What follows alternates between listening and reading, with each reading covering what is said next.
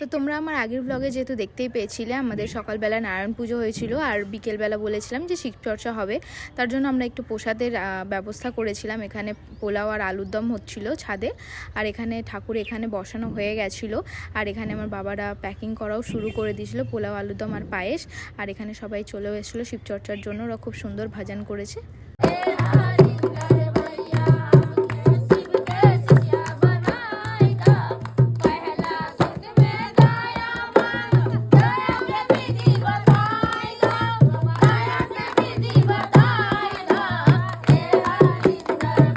শিবচর্চা হওয়ার পরেই আমার মা এখানে আরতি করে নিচ্ছিল, তারপরেই সবাইকে প্রসাদ দিয়ে দিয়েছিল।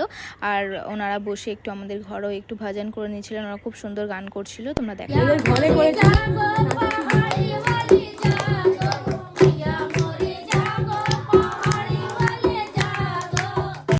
তারপরে আমার বন্ধুরাও এসেছিল, ওদেরকে আমি এখানে ভোগ খেতে দিয়ে দিয়েছিলাম। তো আজকের জন্য এতটাই। ভিডিওটা ভালো লাগলে প্লিজ লাইক করো। Thank you, tata.